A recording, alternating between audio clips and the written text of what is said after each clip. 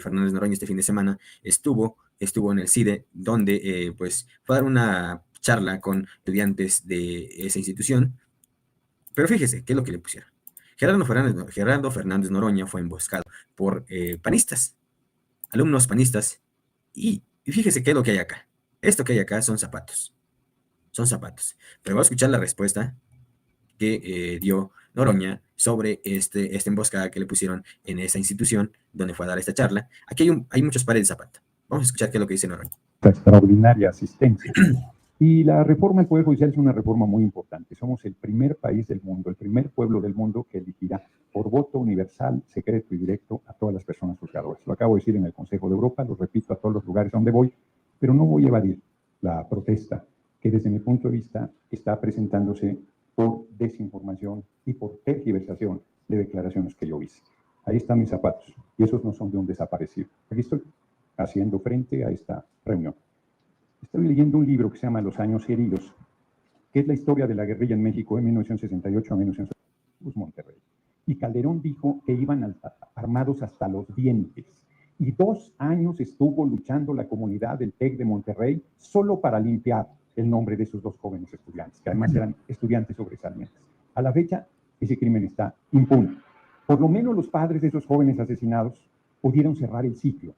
¿Cuál ciclo? El de saber que sus hijos estaban muertos y hacer el sepelio y asumir esa pena enorme. Es muy ruin, muy canalla, que digan que nosotros no somos sensibles a las desapariciones y a las madres buscadoras. Yo tengo 2 hijos, una hija y un hijo. Y a mí me parece que no debe haber una prueba más dura en la vida que te maten un hijo. Que te lo desaparezcan debe ser para volverse loco. Y que sea víctima de desaparición forzada como los 43 normalistas de Ayotzinapa es simplemente inimaginable. Porque esos padres y esas madres no tienen ninguna esperanza de que se esclarezca la verdad de lo que sucedió con sus hijos, que no fue el crimen organizado. Ya sé que lo van a distorsionar, pero sostengo que lo del rancho ha sido un manejo verdaderamente deleznable de la derecha. No es cierto que haya sido un campo de exterminio ahí. Yo lo que dije, como lo puedo decir de estos zapatos que hay aquí, que estén aquí quiere decir que son de personas desaparecidas. En este caso sabemos perfectamente que no lo son. Cuando se dio la masacre de Acteal en el gobierno de Cedillo, yo llevé 45 ataúdes a la puerta de Palacio Nacional, de 45 personas con nombre y apellido, niños, niñas incluidos, que fueron asesinados en esa ocasión. No eran zapatos anónimos, eran personas de carne y hueso que habían sido masacradas, como en Aguas Blancas. Podría decir un relato larguísimo de la brutalidad que se vivió en los gobiernos del PRI y el PAN. Nadie puede sostener con verdad que nuestro gobierno desaparece. Nadie puede sostener con verdad que nuestro gobierno reprime. Nadie puede sostener con verdad que no estemos luchando contra el crimen y contra el crimen organizado. Nadie puede sostener con verdad que somos ajenos e insensibles a las tragedias que se viven en el país. Todo eso ha sido usado, ese dolor, ese sufrimiento, para montarse en él y generar una campaña en contra de la compañera presidenta, Claudia Sheinbaum Pardo. Yo celebro que aquí puedan manifestarse libremente. Eso hasta hace poco tiempo no era posible. Eso no se toleraba. Eso podía... Los jóvenes que repartían el periódico Madera no estaban haciendo ninguna cosa ilegal. Repartían un periódico. Eran ejecutados si eran vistos repartiendo el periódico Madera. Yo que empecé la lucha, he luchado toda la vida. Okay. Bueno, vamos a petición del senador. 1 minuto, tienen 1 minuto por pregunta, por favor, o 2. ¿La palabra la va a dar usted? Nosotros damos la... Ok, por allá ya vi una manita. A ver, va. Majito. Buenas tardes, señor Noroña, gracias por acompañarnos hoy en el CIDE. Mi pregunta viene desde una preocupación por la paridad de género en el gobierno. Usted mencionó que pues, han sido ataques mediáticos contra la presidenta Claudia Sheinbaum, varias de las notas periodísticas. A mí me gustaría preguntar cómo es que desde su posición de poder usted asegura la paridad de género y cómo la promueve, dadas sus controversias anteriores. Gracias. Muy bien, me voy a tomar un poquito de tiempo en esta respuesta. Creo que soy el único. Lo pueden ver en los videos de mis asambleas públicas. Acabo de estar en Campeche. Pero si se van hacia atrás, cualquiera que tomen, Soy el único que plantea que hay que acabar con la misoginia y con toda violencia en contra de las mujeres, no solo la paridad, sino planteo siempre de manera muy clara que debe terminar el acoso, el abuso, la discriminación, la agresión sexual, la violación sexual, el asesinato de mujeres solo por el hecho de ser mujeres. Ahí está documentado en todas mis intervenciones y voy más lejos. Yo les digo, hay compañeros varones que dicen que agreden a una mujer sexualmente porque los provocó por cómo iba vestido. Y yo les digo, miren, acá está en Campeche, es un calorón del faltaba. Yo creo que en la parte de la iniciativa privada ahí no será. Y en lo de la paridad, el único poder que le falta a la paridad es el Poder Judicial, del tema que vamos a hablar. La elección dio un poco más de registro de varones, pero el INE organizó las cosas de tal manera que va a haber igual número de personas juzgadoras, mujeres y hombres, que es el espacio público en el que faltaba. Yo creo que en la parte de la iniciativa privada ahí no será la paridad. Creo que hace falta mucho por hacer, igual que para erradicar la violencia contra las mujeres, y creo que no bastará la legislación, sino se tiene que ir haciendo cada vez más conciencia de la necesidad de generar esa paridad hasta lograr plena igualdad entre mujeres y hombres. Buenas tardes, compañero senador. Mi nombre es Michel Tobar, estudiante de la maestría en Administración y Política Pública de aquí del CIDE. La pregunta que tengo es, ¿por qué no se ha aprobado la ley de la jornada máxima de 40 horas? Esta es una lucha que se ha llevado a cabo durante décadas, ¿no? Por parte de la clase obrera, la clase trabajadora, y usted como primero proveniente del Partido del Trabajo, ahora en Morena, ¿qué argumentos da de por qué esta discusión no ha avanzado más? Sería pues una conquista maravillosa para la lucha obrera y para la clase trabajadora mexicana, el poder contar con esa dignidad que ya es estándar en gran parte de los países occidentales o de las economías más desarrolladas. Esa como una primera pregunta. Y la segunda, ¿cómo evitar en la reforma judicial que se involucren candidatos del crimen organizado? ¿Qué filtros existen, qué candados hay para que no puedan llegar precisamente estos personajes a estos puestos pues, en posición de jueces y jueces? Gracias. Muy bien. Sobre la primera pregunta,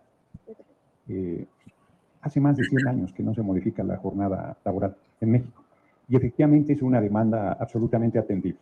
¿Cuál ha sido la razón de por qué no la hemos promovido?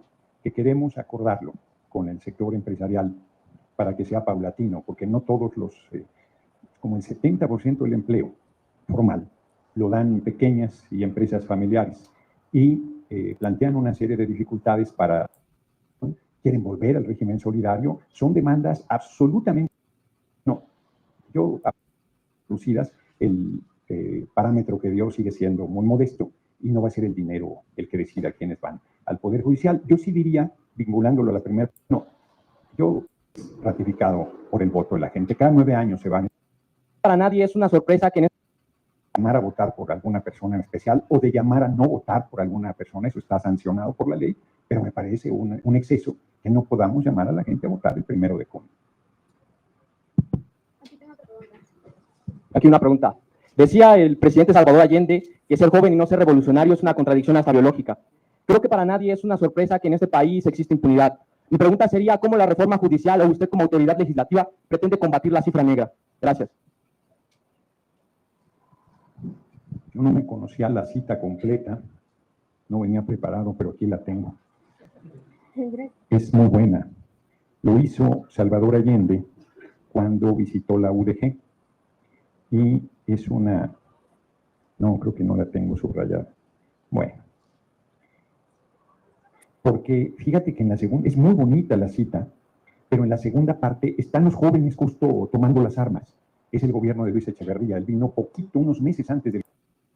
Parafraseando lo que no es revolucionario, pues nació decrépito, que un joven que no es rebelde, que no esté inconforme contra la desigualdad, el hambre, la miseria, la desesperanza, la impunidad, pues no es joven, ¿no? Yo les decía, un joven que diga que admira a Peña Nieto, ese muchacho no está completo. Y alguien que diga que admira a Felipe Sagrado Corazón de Jesús Calderón Hinojosa está de diagnóstico urgente. Eso decía yo y lo sostengo. Entonces, ¿cómo detener la impunidad? La reforma al Poder Judicial es importantísima en ese sentido, porque cualquiera de nosotros, cualquiera revolucionario, histórico es una fiscalías y una reforma al proceso penal, que en estos momentos, y ahora será así a partir del 1 de junio. Eso va a ayudar mucho a que no haya impunidad, porque más va a elegir, porque sí es una figura Campaña política, y en segundo punto, en Teuchititlán no fue con impunidad. Buenas tardes, senador. Yo soy Eric, estudiante de Derecho del ITAM.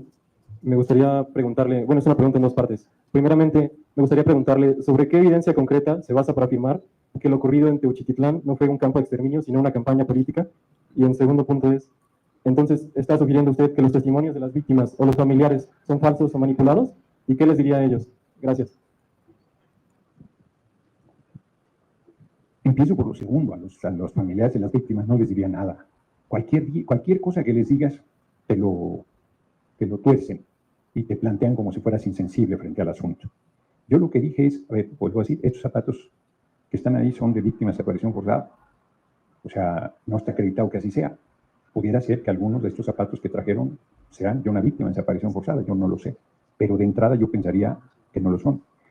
Si estaban en Teuchitlán, ¿cuántos grados centígrados se requieren para desaparecer un cuerpo hecho cenizas? ¿Alguien me lo podría responder? Es una buena pregunta, se los voy a decir de otra manera, no estoy haciendo trampa. Cuando yo era diputado la primera vez, 2009-2012, llegaron a verme familiares de personas que estaban presas acusados de haber asesinado al hijo de Isabel Miranda de Guales. La hipótesis era que lo habían matado en un departamento, lo habían descuartizado y lo habían echado a la taza del baño, las partes del cuerpo. Y lo primero que pensé yo fue, qué salvajada. Y alguien me dijo, no sea pendejo, mi amigo, si usted va al baño y no se va, ¿cómo se va a ir la cabeza? ¿Cómo se va a ir una pierna? ¿Cómo se va a ir un brazo? Pues eso no es cierto. No encontraron una gota de sangre en el departamento. No encontraron un cabello. Peor todavía, los condenaron sin la prueba del delito, que era alguna prueba, alguna evidencia del cadáver del hijo de Isabel Miranda de Guales. No voy a entrar a lo demás que se dice. Me quedo ahí. ¿Por qué pregunto si saben cuántos grados centígrados se necesita para cremar un cadáver? Porque se necesitan 1000 grados centígrados. En el caso de los 43 normalistas de Ayotzinapa, dijeron que los habían cremado al aire libre con llantas. Pero por favor, ¿cómo vas a lograr 1000 grados centígrados con llantas? Y luego las llantas casi no hacen humo. Y no se va a dar cuenta nadie. 43 personas, 43 cadáveres si fuera el caso. ¿Cómo haces eso? No, necesitas un horno crematorio. En un hoyo, yo creo que no da. Pero además ingresaron ya las madres buscadoras y la prensa y no encontró ninguna evidencia de que ahí fuese un campo de exterminio. Fíjense cuánta irresponsabilidad, lo digo con mucha seriedad. El Auschwitz mexicano, dijeron. O sea, 7 millones de judíos asesinados, 8 millones de gitanos socialistas, comunistas, resistentes, gente que tenía algún tipo de enfermedad, de discapacidad, 15 millones fueron asesinados en los campos de exterminio. El Auschwitz mexicano. Qué fuerte y qué irresponsabilidad y qué deleznable campaña. Hasta hoy, no hay evidencia de que se haya sido un campo de exterminio, sí un campo de entrenamiento. Y hoy, pues, son dos cosas diferentes, totalmente diferentes. Porque yo preguntaría, si se deshicieron de los cadáveres, ¿por qué dejaron ahí los zapatos? Digo, nomás lo preguntaría. O sea, pudieron haberlos dejado, pero ¿qué sentido tendría? ¿Por qué los cremaron sin los zapatos y además los dejaron allí? Hasta hoy la evidencia no va en el sentido que manejaron los medios y no son capaces de echarse atrás, eso va a seguir ahí. Y van a seguir diciendo que un campo... Bueno, el senador Añorbe del PRI se atrevió a decir en tribuna que era un campo de exterminio y que había 60 más. ¿Dónde? Da los elementos. ¿En qué lugares? ¿Con qué evidencias? Con ninguna. Por supuesto que no ha dado ni dará una sola prueba de que haya 60 campos, y no dudaría que haya 60, o los que, no sé, o si hay o no hay. No se tergiverse mi declaración. Pero si él sostiene en tribuna que hay 60 campos de exterminio iguales a Teuchitlán, lo menos que puede decir es dónde y qué evidencias tiene. Es un golpeteo irresponsable. Y hacer un paralelismo con Ayotzinapa es el colmo de la actitud canalla. Están los nombres de los 43 jóvenes que fueron víctimas de desaparición forzada de Ayotzinapa. Existen los nombres. De los 200 zapatos, esos no hay un solo nombre. No hay un solo nombre y un solo elemento que diga esta persona fue desaparecida ahí. No hay una sola evidencia. Hasta este momento. Pueden aparecer evidencias, sí. Tú le dices esto a una madre buscadora, pues como me contestó una, no, yo un par de zapatos pienso que es mi hijo y pienso que es una esperanza de que se sepa dónde está. O sea, lo entiendo perfectamente. Pero eso no quita la perversidad de quienes se han montado en ese dolor y ese sufrimiento. Lo digo de otra manera. ¿Cuándo el PRI y el PAN le han importado al pueblo las víctimas sin nada? Nunca, absolutamente nunca. Son una pandilla de miserables, de asesinos, de represores, que hicieron de la desaparición forzada, de la tortura, de la barbarie, su política para enfrentar a un grupo de jóvenes soñadores que creyeron en un cambio a través de la vía armada porque estaba cerrada la vía electoral. Nos hicieron fraude en 88, nos hicieron fraude en 2006, nos hicieron fraude en 2012 y lo volvieron a hacer en 2018, pero el pueblo respondió con tanta energía que no pudieron derrotarnos. No somos iguales, no somos lo mismo, no somos cómplices de ningún delito, de ninguna desaparición, de ninguna actitud en contra de nuestro pueblo. Hemos luchado contra eso toda la vida. Hemos empeñado nuestra seguridad, nuestra integridad, nuestra familia, nuestro compromiso, nuestro enorme amor al pueblo contra ese tipo de canalladas y repudio que nos quieran meter en ese costal de asesinos que bañaron en sangre el país, y muchas de las personas que ustedes apoyan, con las que ustedes simpatizan, justificaban esos actos miserables. Se tenía que decir y lo dije. Yo tengo una pregunta. Pero no se me...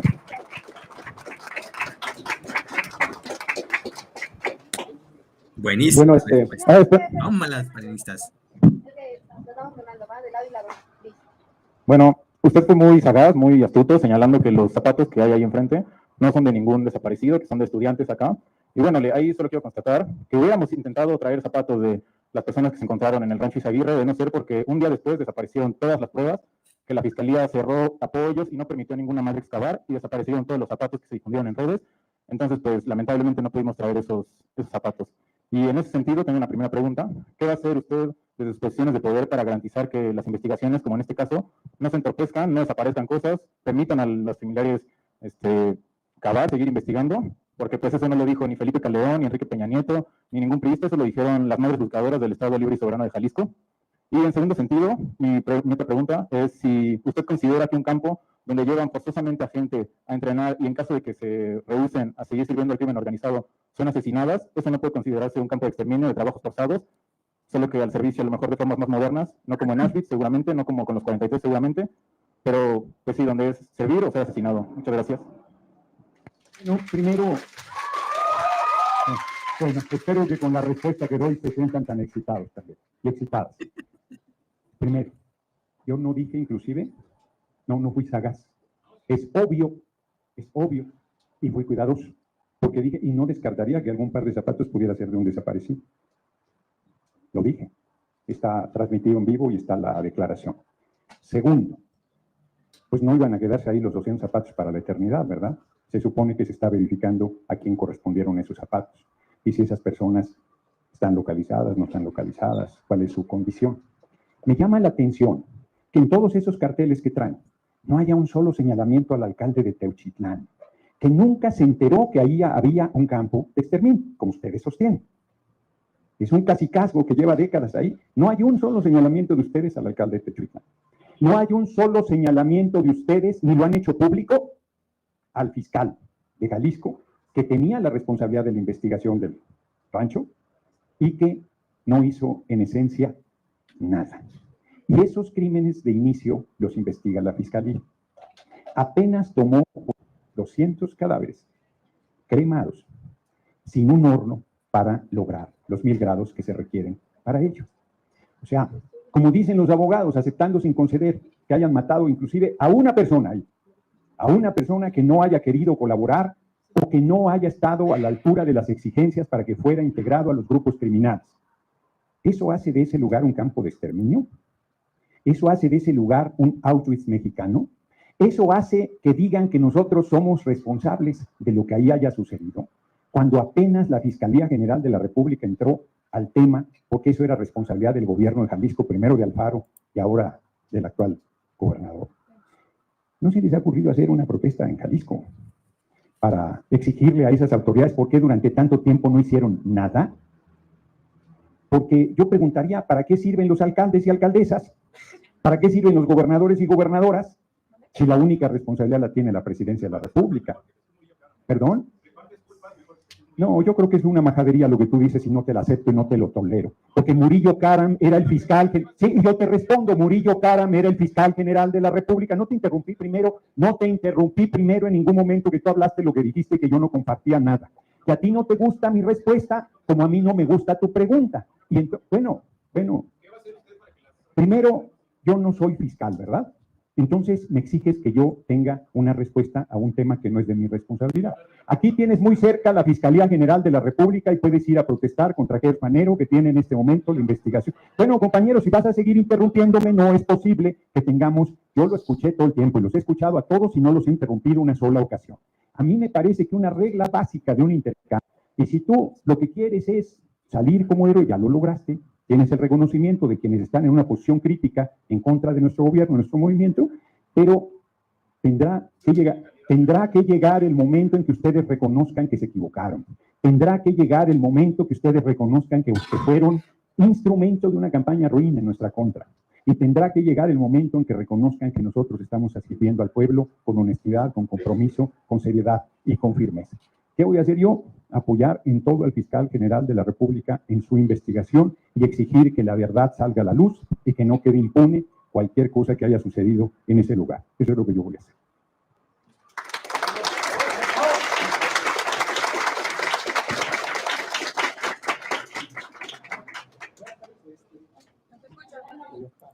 Bueno, pues yo soy Soc Enoch Hernández y estudio Derecho aquí en el CIDE. Y primero que nada quiero agradecerle por darnos el espacio para hablar, para dialogar y poder pararnos y dar nuestra opinión y nuestras preguntas, a diferencia de la organización de este evento. Ahora, mi pregunta va más en el marco de lo que trata el evento, ¿no? Que es reformas desde la izquierda. Históricamente, los movimientos sociales de izquierda tienden a caer y ser cooptados por grupos de poder. En caso de Latinoamérica se me ocurren los casos de Venezuela, Cuba, el propio PRI. Y no se me confunda, yo no estoy tan ridículo como para compararlo con una dictadura ni nada de eso. Solamente que, al menos en este movimiento del que usted es parte, de la 4T, a mí me parece que personajes prominentes del Poder Legislativo, como lo son Ricardo Monreal, como es San Augusto, como es el propio Cuauhtémoc Blanco, pues no son muy de izquierda, que digamos, al menos a mi parecer. Entonces mi pregunta es, usted, Gerardo Fernández Noroña, ¿qué va a hacer como parte del movimiento que representa para evitar que pues, personajes políticos que no les interesa el pueblo o que les interesan más sus posiciones y sus riquezas coopten el movimiento y que el movimiento no se quede solamente en la izquierda, en el discurso, sino que de verdad, sobre todo desde el Poder Legislativo, que es el que reforma, tenga pues, personajes que sí les interese realmente el pueblo? Muchas gracias. Muy bien, te agradezco mucho la pregunta, porque yo cuando estudié, hace muchos años ya, yo estudié 79, 83 en la UAM Escapuzalco, estudié sociología. Bueno, primero, las compañeras organizadoras del evento no estaban limitando nada. Ellas me comentaban que la tradición aquí son las preguntas por escrito, y yo fui quien pedí que fueran abiertas para evitar cualquier suspicacia de que había censura o de que yo no... Ahora sí que yo vengo de la protesta y la lucha, sería el colmo que me espantara frente a una protesta. Me he echado unas poquitas en la vida. Entonces, no, las compañeras muy bien, la verdad, y me comentaron desde un principio, me plantearon el formato, y yo fui el que lo modifiqué porque era necio que yo hablara de la reforma al Poder Judicial cuando el ambiente estaba enfocado a este tema que hemos estado tratando, y además que bien que lo estemos tratando, y cada quien se quedará con su impresión, pero lo importante es escucharnos, porque yo me llevo de cualquier manera preocupaciones, y ustedes también se llevan reflexiones que yo estoy realizando. Yo pensaba, cuando era joven, que todo revolucionario era de izquierda, y yo me equivocaba. En la revolución entra gente de todo, desde la derecha hasta la izquierda, todo el abanico. Y siempre en un proceso revolucionario hay una disputa por el rumbo que debe tomar. Hay sectores más conservadores que llevan hacia la derecha, digamos, y hay otros que pensamos que debe ir a la izquierda el movimiento. ¿Cómo lograr ganar eso? Con el apoyo de la gente, con las posiciones, con los compromisos, con los planteamientos programáticos. Yo estoy convencido. Miren, tuve una reunión, la voy a compartir aquí, no lo había dicho públicamente. Tuve una reunión con oligarcas del país, no había tenido nunca una reunión así.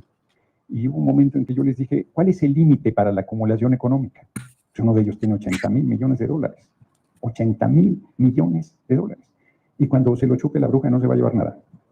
No se va a llevar ni un clavo partido a la mitad. ¿Cuál es el límite para la acumulación en este sistema económico? No existe. Es irracional. No tiene límite. Decía Carlos Marx que el sistema capitalista destruye sus dos fuentes de riqueza, el ser humano y la naturaleza. Entonces, yo estoy convencido que tenemos que hacer un cambio donde todo ser humano sea respetado en su dignidad como tal y que nadie sufra por carencias económicas y cada quien construya su propio camino en la búsqueda de la felicidad. Y estoy convencido que debemos hacer, yo creo que Rosa Luxemburgo, su frase, la digo mucho, sintetiza lo que yo creo que debería ser nuestro país y el mundo, por una sociedad donde seamos socialmente iguales, todas y todos los mismos derechos, humanamente diferentes porque cada quien tiene su sensibilidad y su acento, y completamente libres, porque contrario a lo que dicen de nosotros, todos hemos luchado por la libertad y apostamos a la libertad de todas las personas. Entonces, ¿cómo pienso ganarles a quienes no son de izquierda? Pues como le hice en la interna, les gané a todos ellos. O sea, le gané a Monreal, le gané a Adán Augusto, le gané al Güero Velasco, y yo no traía ni un centavo, yo traía unas cartulinitas pedorras que decían Noroña es pueblo. Y pedía, yo no las traía, le pedía a la gente que las hiciera y las pegara en la ventana de su casa. Quedé en tercer lugar. Solo me ganó Marcelo y la hoy compañera presidenta Claudia Sheinbaum Pardo. Si llego vivo al 2030, espero ganarle a Marcelo. Ya veremos, ¿no?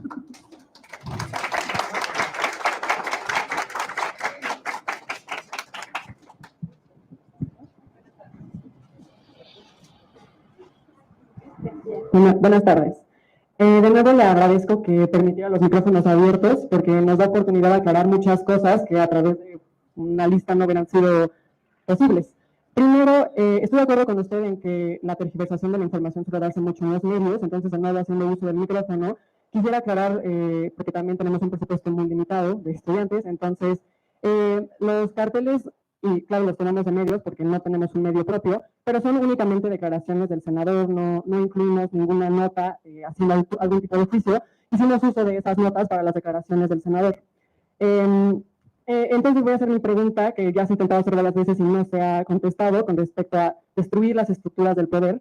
Y me gustaría mucho, le pido, que respondiera esta pregunta sin decirnos lo que el PRI y el PAN hizo o no hizo. Claro que es nuestra responsabilidad saber lo que se hizo y, bueno, también la razón por la que no se hizo denuncia de otras autoridades es porque no están aquí. Claro, totalmente de acuerdo, también se tiene que denunciar a fiscales, gobernadores y presidentes municipales involucrados en todo esto, pero bueno, tenemos a una figura pública de su nivel y por eso las denuncias son hacia usted. De nuevo mi pregunta, ¿cómo pretende romper con las estructuras de poder, por ejemplo, con un acusado de agresión sexual que tuvo todo el respaldo? Y también a las preguntas previas que nos hizo con respecto de búsqueda, sino que no funciona sin el Estado, a redes locales cada vez. Que si se hace esta argumentación, pues no hay nada que decir. No hay nada que decir. Ella sostiene que es en un campo de exterminio, que ahí desaparecieron a las personas, que las madres buscadoras están convencidas. Con el narcotráfico para hacer este tipo de situaciones, ¿no? Entonces, ¿cómo romper las estructuras de poder protegiendo a agresores sexuales y esperando siempre pruebas antes que los testimonios, deslegitimando lo que las madres venían a decir esta institución? No es ningún medio madres buscadoras. Y siguiendo diciendo que no hay información suficiente para asegurarlo, ¿por qué no llevar esta discusión a qué hacerlo? No a los medios de comunicación que desvirtúan la información. ¿Por qué no decir abiertamente qué hacer para que estas investigaciones funcionen? Gracias. Bueno, yo diría que si se hace esta argumentación, pues no hay nada que decir. No hay nada que decir.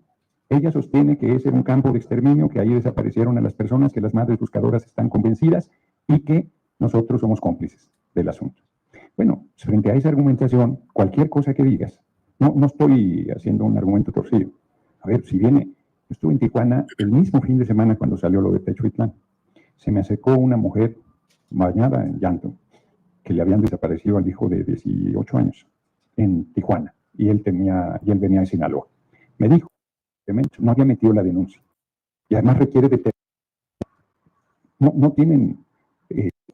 pero si la prensa canalla con el tema, no vamos a ningún lado así, porque ustedes están convencidos, no me van a pedir una disculpa nunca, pero los hechos van a demostrar que ustedes están equivocados y que me han hecho un reclamo incorrecto a un hombre que ha dedicado su vida a la transformación del país, que ha luchado todo el tiempo contra la injusticia, contra la barbarie del Estado, contra la brutalidad. Dicen, es que no me hables del pasado. Pues es que el pasado explica el presente. Es que lo que ha sucedido nos lleva a donde estamos parados. O sea, cuando Felipe, el Sagrado Corazón de Jesús Calderón Hinojosa, declaró la guerra contra el narco, bañó en sangre al país. Eso sigue ahí presente. El compañero presidente pensó que en marzo de 2024 podía pacificar el país. No se logró. Seguimos con ese tema sin resolver. Y nosotros, yo estoy convencido que estamos haciendo lo correcto, atendiendo las causas de la desigualdad, de la pobreza, los programas sociales que se volvieron derechos constitucionales. Ustedes no debería ser así, pero espero que no se malinterprete, pero son jóvenes privilegiados, no porque estén en el CIDE, no, son jóvenes privilegiados porque yo fui joven privilegiado, por tener acceso a una educación universitaria que se le ha negado a la mayoría de las jóvenes y los jóvenes en este país. En ese sentido hemos sido privilegiados. Y tenemos una responsabilidad pública. Yo celebro, de verdad, que ustedes tomen esta causa. y les pido que no la suelten. Les pido que sigan luchando, que sigan alzando la voz, que sigan cuestionando, que sigan preguntando, y les pido que si la realidad demuestra que están equivocados, tengan la decencia en algún momento de decirme, Gerardo, reclamamos injustamente. Cierro con una anécdota. Cuando yo fui diputado la primera vez, hoy estoy en una condición muy favorable, no solo por el cargo que tengo, que es un cargo muy honroso. Yo nunca pensé ser senador, mucho menos presidente de la Cámara de Senadores, la verdad. Y cuando yo fui diputado la primera vez me tocó la usurpación de Calderón. Era muy duro, porque los medios, no existían las redes, no existía la posibilidad de mostrar otra cosa. Y los medios me hacían unas campañas brutales de desprestigio. En mi propio movimiento era yo incomprendido, estaba en una condición de mucha soledad y no me eché para atrás nunca. Hoy que estoy en una condición muy favorable, pues es otra cosa. Pero en ese tiempo, después pasaron los años y un día un hombre del norte, así como son, el prototipo de sombrero alto, fuerte, me dijo, cada que yo te veía y oía de ti, me callas en los huevos, así me dijo. Yo estaba equivocado, tú tenías razón. Y yo me fui con todo el campañón que hicieron los medios en tu contra permanentemente. Hoy hay una causa legítima que es la aparición con vida de las personas desaparecidas. Es una herida abierta, es un agravio, es un tema de la más alta prioridad. Yo no soy responsable de eso. Yo no soy responsable de eso. Ni justifico la desaparición, ni estoy diciendo que no han desaparecidos. Lo único que digo es que todo lo que han dicho sobre el rancho Teuchitlán hasta el momento no ha resultado verdad. Eso es lo que digo. Y personas desaparecidas, claro que hay un número muy importante en varios rincones del país. Y es una herida abierta, como lo es la desaparición forzada de los 43 normalistas de Ayotzinapa, que tampoco fue, esa no fue nuestro gobierno y no hemos podido lograr que se sepa la verdad de lo que allí sucedió. Yo quiero terminar agradeciendo su asistencia. La verdad es que en términos generales las preguntas fueron respetuosas, correctas, con puntos de vista, con argumentos, con seriedad, como debe ser cualquier intercambio entre personas que tienen puntos de vista divergentes. No me habían invitado nunca al CIDE, por eso no había venido. Yo no voy a donde no me invitan, pero las veces que me inviten vendré con mucho gusto y de verdad, sin ninguna demagogia les digo, no suelten el tema. Yo no soy el objetivo de sus protestas. El objetivo es que aparezcan idealmente con vida las personas desaparecidas y es una causa legítima, es una causa noble y es una causa a la cual vale la pena dedicarle la existencia a quien así decida hacerlo. Hay varias manos levantadas, pero se había previsto hasta la 1:30. Yo tengo también agenda. Pregunta, diputado. A ver, una última. Hace una semana tuvimos un conversatorio de madres buscadoras y otros colectivos de buscadoras. También el semestre pasado tuvimos a las madres de los desaparecidos de Ayotzinapa. Mi pregunta, es una de mis preguntas, y quería preguntarle si usted se atrevería a verlas a los ojos y decirles que sus hijos no están desaparecidos. La otra... A ver, para. No, pero para. ¿En algún momento he dicho eso que está diciendo él? Yo les pregunto a esta asamblea, ¿en algún momento he dicho lo que está diciendo? No, a ver, eso no dije. Eso no es cierto. Ya estás bueno para entrar a Televisa. Haz tu solicitud. Yo no he dicho eso. Lo que he dicho, acabo de decir. No es cierto. Lo que ustedes están diciendo es falso. Está transmitido en vivo. Lo que yo estoy diciendo, a ver, no es cierto. Yo no he dicho y no voy a permitir que digan lo que yo no he dicho. Dije, es una herida abierta, son muchos los desaparecidos en el país, es un tema muy importante, vale la pena dedicarle la vida, es necesario que se sepa y idealmente que aparezcan con vida. ¿En qué momento dije que no están desaparecidos? Ustedes sostienen que el campo de Teuchitlán era un campo de exterminio, que era el Auschwitz mexicano, que por lo menos 200 personas ahí fueron exterminadas. Yo sostengo que eso que ustedes dicen no se ha probado. Eso es lo que estamos diciendo en este momento. Ustedes ponen en mi boca cosas que yo no he dicho. No, así como dije hace un momento que el diálogo ha sido muy respetuoso, digo en este momento, no tiene sentido continuar. Están faltando a la verdad y en un intercambio así no tiene sentido. Muchas gracias, que pasen muy buena tarde y que logren el objetivo que aquí se está planteando. Hasta luego. Compañeros, agradecemos su atención. Desgraciadamente, nosotras buscábamos mantener el diálogo elevado. El senador ha considerado faltas de respeto a su persona. Aplausos de pie. Le quito el sombrero. Espérenme.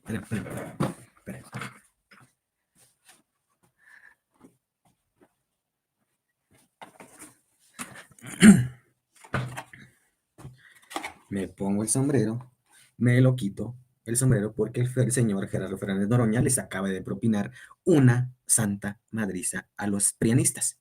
Le quisieron poner una emboscada, pero salieron con una dosis de sus propias medicinas. Me pongo la gorra, me lo quito porque el señor Fernández Noroña se merece respeto. Están tan buenísimos para entrar ya a Televisa, ya les dijo.